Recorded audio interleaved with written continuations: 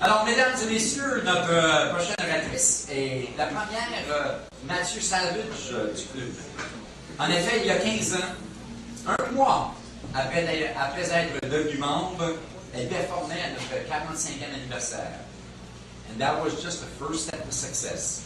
She went on to win the District Year for Speech contest, not only in English, but also in French. She represented us at the World Championship of Public Speaking. And between all that, she had time to go from waitress to develop all kinds of different talents and eventually end up owning and running and operating her own business in the food industry. Ladies and gentlemen, please welcome Miss Jeannine Scott.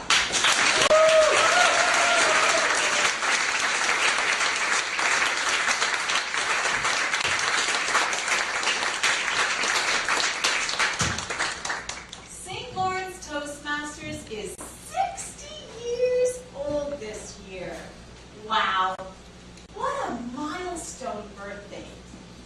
I happen to be celebrating a milestone birthday this year myself. I won't say which one. But let's just say it's somewhere in between 21 and 60. I wouldn't want to be 21 again, but I wouldn't mind being 30.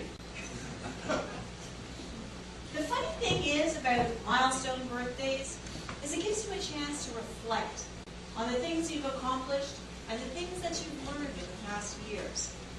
It was Abigail Van Buren who once said, "Wisdom doesn't automatically come with age. Nothing does, except wrinkles."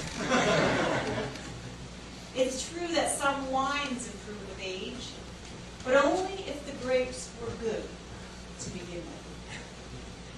Let me share with you a lesson that I learned just last year. It was a Tuesday morning in February, not unlike any other Tuesday, and I had just arrived at work around 8:45. As Jacques mentioned, my work is a cafe that I own and operate in St. Henry, just around the corner from here. When I walked in the door, the cafe had been open for about half an hour. I saw my morning employee, Teresa, busily working behind the counter. But as I entered, a familiar and unusual smell wafted towards me. Was it the smell of freshly baking bread in the oven? No. Was it the smell of fresh coffee brewing? No. Was it the smell of soup simmering on the oven? No.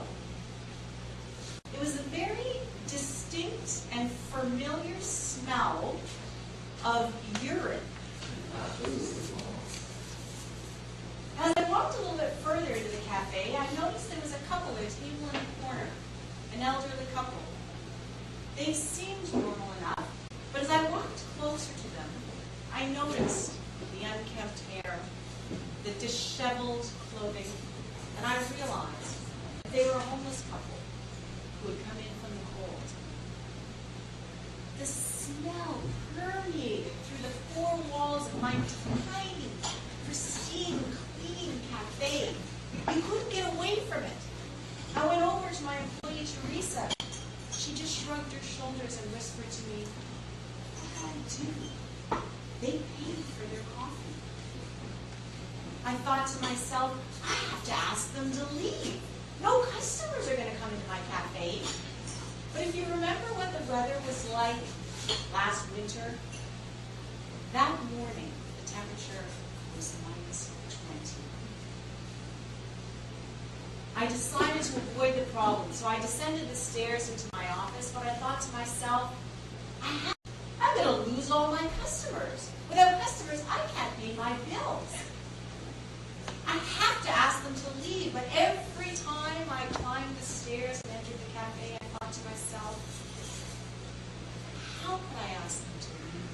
They were such a quiet and unassuming couple. The woman's face was so gentle, sympathetic. She could have been my mother. But then again, she wasn't my mother. Because my mother lives in a nice home. She wears nice clothes. She drives a nice car. But what would it take for her to go from here to there? Not as much as you would think. Depression, sudden loss of job or illness, alcoholism or mental health issues, or just a string of bad luck. And somebody very close to you could one day find themselves one of the 28,000 homeless people we have in Montreal today. What do you do when you pass them on the streets? Do you look the other way? Do you try to pretend they're not there? That morning in February, I couldn't pretend they weren't there. But I did notice one thing. My employee, Teresa, even though the smell was so strong that at times her eyes were watering, waited on them like any other customer, bringing them more coffee, a glass of water, giving them napkins. She treated them with dignity and respect. That day, I thought to myself, you know, the true test of humanity is not the way that we treat our friends, our peers, or the people we're trying to impress, but how we treat the most fragile and delicate members of our society. Everyone deserves to be treated with respect. And working and living in this very diverse area of St. Henry for the past 3 years, I've realized that even though sometimes it may seem uncomfortable or inconvenient, or maybe you just don't want to, but it's very important to treat every single person with respect. And what happened to that homeless couple that was in my cafe that morning? Well, I didn't actually have to ask them to leave, because when I came up from my office for the last time before lunch, they'd already left. I think they knew that they couldn't stay. When I went over to their table to clear away their cups, bless their hearts, they left a small tip. Everyone deserves to be treated with respect. I look around the room tonight and I see close to 80 people who've enjoyed a wonderful meal. Everybody is dressed impeccably, and we all have warm homes to go to tonight.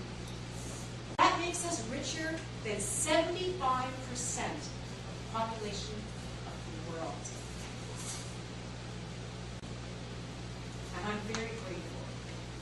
I also look around tonight and I see a group of people that call themselves St. Lawrence Toastmasters. I discovered this group 15 years ago.